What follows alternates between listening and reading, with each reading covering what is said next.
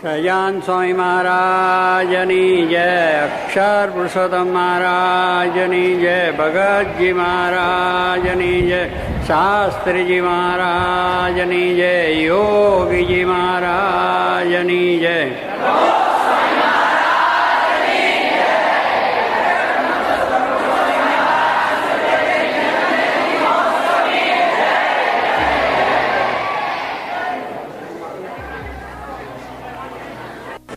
આજે કટલાદાના આંગણે મંદિરમાં ખૂબ જ મોટી સંખ્યામાં હાજરી આપી છે. આ સ્થાનનો મહિમા શાસ્ત્રીજી મહારાજે ખૂબ કહેલો છે. જ્યારે અહીંયા આગળ મંદિર કરવામાં આવતું ત્યારે બધાને હતું કે કટલાદરા બહુ દૂર પડે છે વડોદરાથી, અહીં કોણ માણસો આવશે, કોણ દર્શન કરવા આવશે. એના કરતાં વડોદરા શહેરમાં કરીએ તો ઘણા માણસોને લાભ મળે એવું બધા હરિભક્તો સંતો નાના મોટા બધું વાત કરતા. પણ તે વખતે શાસ્ત્રીજી મહારાજ બહુ મક્કમતાથી, બહુ દ્રઢતાથી વાત કરતા કે અહીંયા આગળ લાખો માણસો દર્શને આવશે, મહાન ઉત્સવો પણ થશે અને બધા લાભ લેશે. અને આ વડોદરું છે અહીંયા આવશે. તે ઘડીએ અહીં કોઈ વડોદરા આવવાની અહીં વડોદરું આવે એવી કોઈ ચિહ્નો પણ નહીં. અહીંથી વિશ્વામિત્રી જેવું હોય તો પણ લૂંટાઈ જવાય, વડોદરા જેવું હોય તો પણ મુશ્કેલી, કોઈ વાહન નહીં, વ્યવહાર નહીં, કશું જ નહોતું. હવે એ પરિસ્થિતિની અંદર જે વાત કરવી એ ભગવાનનું સાક્ષાત સ્વરૂપ, ભગવાનનું કામ કરવા માટે આવેલા એવા શાસ્ત્રીજી મહારાજ આપણને બહુ દ્રઢતાપૂર્વક વાત કરતા. માણસનો પણ અહીંયા અભાવ બહુ, મજૂરો લેબર જેને કહીએ છીએ ન મળે. ખાલી શહેર નજીક એટલે લોકો ત્યાં કામ કરવા જાય પણ મંદિરમાં કામ કરવા ના આવે. એટલે શાસ્ત્રી મહારાજે બધા સંતો અને હરિભક્તો જે સેવાભાવી હતા, બદલપુરના, આણંદના, બીજા ગાણા ગામના, અહીંયાથી હરિભક્તોને બોલાવી અને મજૂરનું કામ એ હરિભક્તો સંતો કરતા. પાયા પૂરવાથી તે ઠેઠ ભગવાન બેઠા ત્યાં સુધી આ રીતે કરેલું. કારણ કે મજૂર અહીંયા કોઈ હોય નહીં એટલે એને મજૂરો આવે, સ્વામીને કામ તો બહુ પરફેક્ટ જોઈએ, ટાઈમસર જોઈએ. કે 7 વાગે ઘંટડી વાગે એટલે માણસોને કડિયા હાજર થઈ જવા જોઈએ કામ પર. અહીંયા માણસો મજૂર જે હતા, ભીલ લોકો રહે છે સામે બીજા, એટલે એ લોકો આવે ત્યારે અહીંયા 9ની ગાડી આમ જાય ત્યારે આવે, બીડીઓ પીએ, બૈરા પીએ અને પુરુષો પીએ. એટલે એ બીડીઓ પીવા આવે, અડધો કલાક એમ કરે, એટલે 9:30 એમ કરે, કામે ચડે અને થોડીક વાર કામ કરે ને વળી પાછા બીડી પીવા બે. ફરી 11 ને આ બાજુની ગાડી જાય ત્યારથી આગા પાછા થાય કે ક્યારે છૂટી જઈએ. એટલે સ્વામી કે આ રીતે કામમાં બરકત આવે નહીં, કામ કશું કરે નહીં, માટે આપણે જુએ જ નહીં, એ બધાને કાઢો. પછી આ સંતો હરિભક્તોને બોલાવીને ગામો ગામથી આ મંદિરનું કામ થયેલું છે. અને જાત મહેનત જિંદાબાદ જેમ કહેવાય એમ જાત મહેનતનું આ કામ હરિભક્તો, સંતો અને શાસ્ત્રી મહારાજના પ્રતાપ. શાસ્ત્રી મહારાજે પણ અહીંયા આગળ પોતે જાતે પાયામાં તગારા પૂર્યા છે, બધું કર્યું છે પાયા પૂર્યા. જોગી મહારાજે પણ પોતે તગારા અહીંયા લીધેલા છે, ઈંટો લાવવાનું, બીજું ત્રીજું, અને કુબાથી ખાંડવાનું. એટલે આવી રીતનું આ મંદિર એ થયું છે. તે જ દિવસે આવી કોઈ શક્યતા દેખાતી નથી કે લાખો માણસો આવશે, હજારો વાહન વ્યવહારનું એ થશે. અને ઠેઠ વડોદરા સેન્ટર એવું છે કે બધી બાજુથી વાહન વ્યવહાર મળે. મુંબઈથી પણ ગાડીઓ આવે, દિલ્હીથી પણ ગાડીઓ આવે, સૌરાષ્ટ્રમાંથી, અમદાવાદથી બધી ગાડીઓ આવે, ચારે બાજુથી. આજે રોડ રસ્તા પણ ઠેઠ દિલ્હીથી, અમદાવાદથી, મુંબઈથી બધે ત્યારે આવે એવું એક સેન્ટર બની ગયું. અને આપણે એ જોયું નજરો નજર, તે ઘડિયા મનાય એવી વાત નહોતી, પણ આજે દેખાય છે કે એટલું સરસ રીતે થયું. અને મોટા મોટા ઉત્સવો પણ થયા છે. શાસ્ત્રી મહારાજનો સુવર્ણ જયંતિ મહોત્સવ પણ અહીંયા જ ઉજવાયો હતો, કે પહેલાંનો પણ એમનો રજત જયંતિ મહોત્સવ પણ ઉજવ્યો. એટલે આવું સ્થાન રળિયામનું પ્રાસાદિક. અને આ પ્રમાણે આ પ્રદેશના હરિભક્તોના સુખને માટે શાસ્ત્રી મહારાજે આ મંદિર કરેલું છે. તો આપણને આજે જોવા મળે છે કે મોટા પુરુષના વચન મિથ્યા થતા નથી. ટાઈમ લાગે, સમય લાગે, પણ એ કાર્ય થાય છે. અને એવું આજે સરસ મંદિર થયું છે કે દરેકને આવતા શાંતિ થાય. ભગવાન ઠાકોરજી પણ બિરાજમાન થયા છે. અને અહીંયા સંતો પણ એવા ભગવાન ઈચ્છાથી છે. પૂજારીનો પણ ભક્તિભાવ જોઈએ તો પૂજારી બહુ જ પ્રેમી છે. રોજ ભગવાનને વાઘા બીજું પહેરાવું કરવું એ છે. હરિભક્તો પણ બહુ જ પ્રેમી છે અહીંયા વડોદરા શહેરના આજુબાજુના ગામના. એટલે હંમેશા માટે અહીંયા આગળ દર્શન, સમાગમ, કથા, વાર્તા, કીર્તનનું આપણને લાભ મળે છે.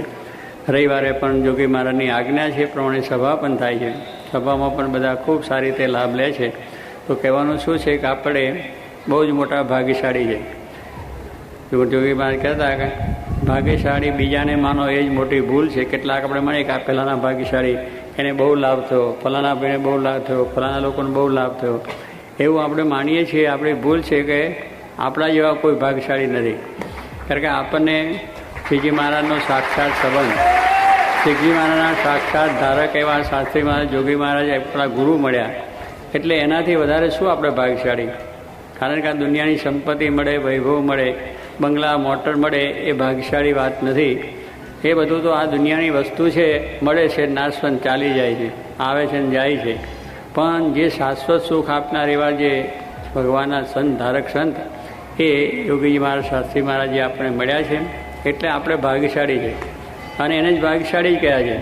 એમનો ભેટો થયો, એમના દર્શન થયા, એમના સમાગમ થયા, એમની પ્રસાદી જમ્યા, અને માને એમની સાથે અનેક પ્રકારના સુખ લીધા છે. એ ભાગ્યશાળી હોય એને જ પ્રાપ્ત થાય. એવો આનંદ કોકને જ મળે છે. એ મળ્યો છે આપણને, એટલે આપણે એ રીતે આનંદને સુખમાં રહેવું અને એ દુઃખનો લાભ લેવાનો છે. કારણ કે એ પ્રમાણે એમનો જે સમાગમને દર્શન એ સુખને શાંતિ આપનાર છે. અને એ રીતે જ આપણા જીવનની અંદર સુખને શાંતિ. એટલે આપણને એક સર્વોપરી મહારાજનો આશરો કરાયો. અક્ષરને પુરુષોત્તમનું જે સર્વોપરી જ્ઞાન છે, કે જે જ્ઞાન પચ્યા પછી બીજા જ્ઞાનની પણ જરૂર નથી. કે અક્ષરને પુરુષોત્તમ, બ્રહ્મને પરબ્રહ્મ, આત્મા પરમાત્માનું જે આ જ્ઞાન છે, એ જ્ઞાન જો આપણે બરાબર પચી ગયું એટલે આપણે જે ખોરાક લઈએ છીએ અને શરીરમાં જો પચે નહીં તો પછી બધી રીતે મુશ્કેલી શરીરને થાય છે. અને આપણે દવા દારૂ બધું કરવું પડે. એટલે પચી જાય, ખોરાક પચી જાય તો શરીરની સુખાકારી આપણને વર્તે છે. એમ આ જ્ઞાન છે એ પણ કારણ કે માયા પરલું છે એટલે પચે નહીં. કે અક્ષર છું ને પુરુષોત્તમ છું, ઘણા માણસો ન પચ્યું. અને એ માટે શાસ્ત્રી મહારાજને આ સંપ્રદાય આપવો પડે છે અને કામ કરવું પડે. અને ત્યાર પછી આ જ્ઞાનની પ્રસંગ બધું થયું છે. એટલે એને કહ્યું છે કે જ્ઞાન ગુણાતીત પચ્યા પછી બીજા જ્ઞાન, એટલે બીજું જ્ઞાન પછી ભલે આપણે છે, ડિગ્રીઓ પ્રાપ્ત કરીએ છીએ, એન્જિનિયર છે, બીજી ઘણી ડૉક્ટરી બધી આપણી લાઈનો છે કે આપણે લૌકિક રીતે શરીરના સુખાકારી માટે આપણને ઉપયોગી થશે. પણ જે આત્માને શાંતિ, આત્માનો જે મોક્ષ, એ તો આ જ્ઞાનથી થાય છે. અને એવું માયા પરનું જ્ઞાન એ આપણને પ્રાપ્ત થયું છે.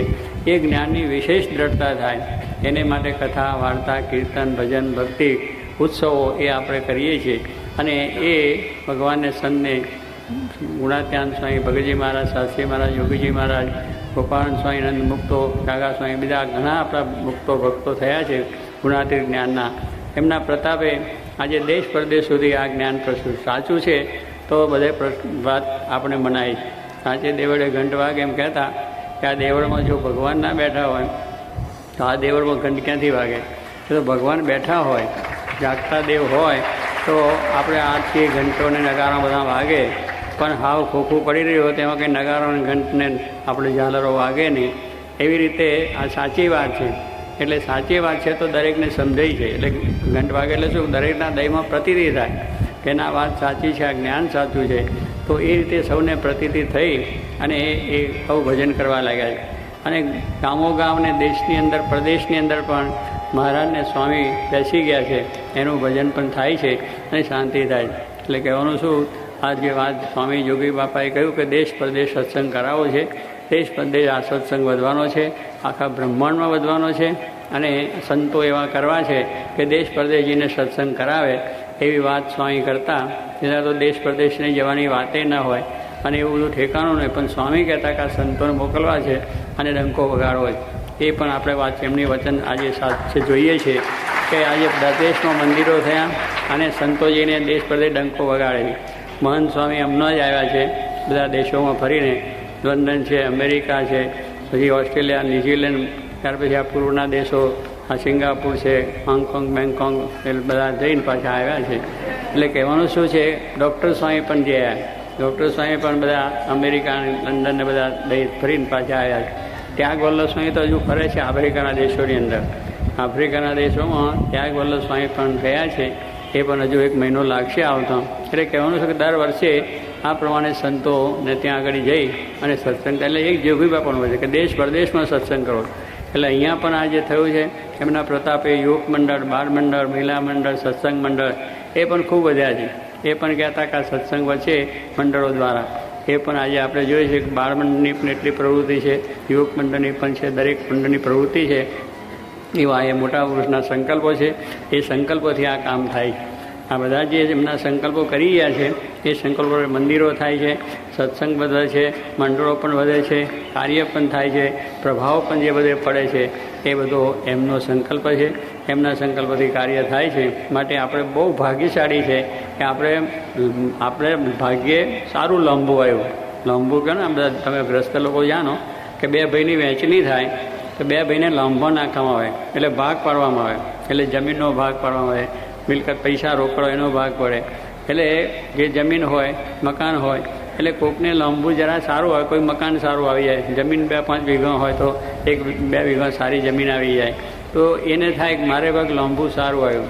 અને બીજાને થોડાક ઓછું હોય કે જમીન તો મળી 5 વીઘા પણ એમાં કંઈ પાક ઓછો થતો હોય, પાણીની સગવડ ના હોય, બીજી ના થાય, એટલે લાંબુ એને કહેવાય કે મારે મોરું લાંબુ આવ્યું.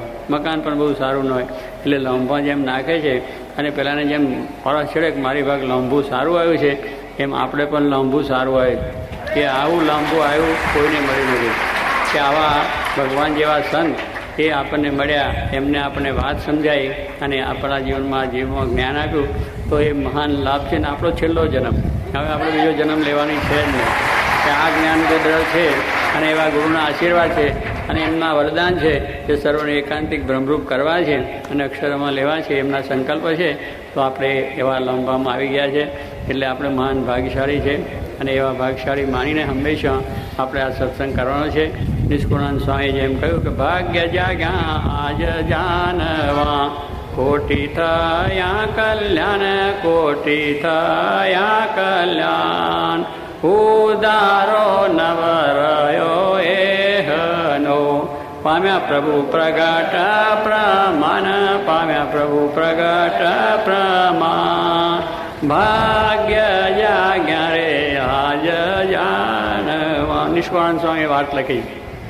નિષ્કુળાનંદ સ્વામી પણ જોયું છે મહારાજના વખતમાં કેટલી બધી ઉપાધિ સંતોને, ગામો ગામ માર પડે, બીજું પડે, કોઈ પૂછે નહીં, તિરસ્કાર, આવી બધી ભાવના તે વખતે આ નિષ્કુળાનંદ સ્વામી લક્ષ્મીવાડી બેસીને આ કીર્તન કરેલા છે કે આપણા જેવા કોઈ ભાગ્ય નથી.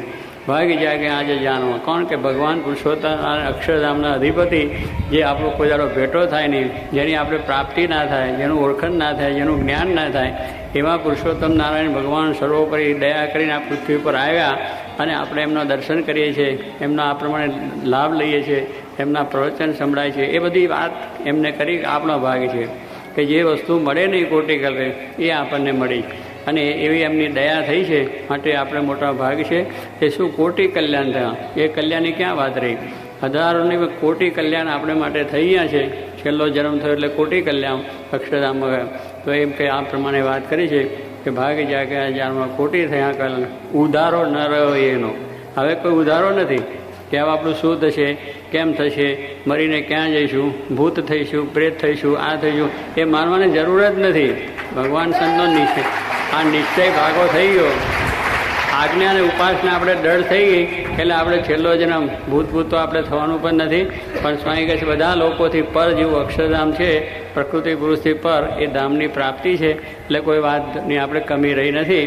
માટે જાણવું ધન્ય ધન્ય અવસર આજનો, જેમાં મળ્યા મહારાજ, જેમાં મળ્યા મહારાજ, નિષ્કુળાનંદ ડંકો જીતનો વાગી ગયો છે આજ, વાગી ગયો છે આજ, ભાગ્ય જાન રે આજ જાનવા. શું બોલે કહે છે કે ધન્ય ધન્ય અવસર આજનો, આપણે માટે અવસર આ ધન્ય થઈ ગયો, આપણો જન્મ ધન્ય થયો, આપણો જન્મ સફળ થઈ ગયો. આ ધન્ય ધન્ય દિવસ શું કે આપણો જન્મ મહારાજનું પ્રગટપણું અને એવા સાચા ગુરુ આપણને મળ્યા, એ સંબંધ કરી આપ્યો એટલે આપણે માટે ધન્ય અવસર થઈ ગયો. બીજા આનંદ જન્મ જરા એ ધન્ય નથી, પૈસા સમૃદ્ધિ મળી એ ધન્ય નથી. ધન્ય તો ભગવાન આપણને મળ્યા, શાસ્ત્રી મહારાજ જોગી મહારાજ મળ્યા એટલે ધન્ય ધન્ય અવસર આજનો, જેમાં મળ્યા મહારાજ સાક્ષાત પુરુષોત્તમ નારાયણ, જે અક્ષરધામના અધિપતિ, એમના ધારક સંત શાસ્ત્રી મહારાજ યોગી મહારાજ મળ્યા, એ આપણો ધન્ય છે. એટલે ધન્ય ધન્ય અવસરે આજનો જેમાં મળ્યા મહારાજ. નિષ્કુળાનંદ કહે, નિષ્કુળાનંદ ડંકો જીતનો, કેવો જીતનો ડંકો વાગી ગયો.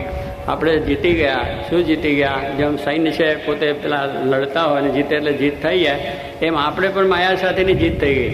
કારણ કે માયાની જીતવી કંઈ બહુ સહેલ વાત નથી, કઠિન વાત છે.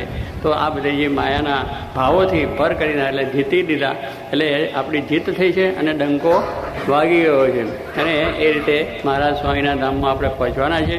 તો બહુ સરસ છે કે આ બધાનો ખૂબ ભાવ પ્રેમ છે, ઉત્સાહ છે. એવો ને એવો ઉત્સાહ રહે, એવી એવી ભક્તિ થાય. આપણને જે વાત મળી છે આપણે આનંદ હજુ માણસોને પહોંચાડવાની છે.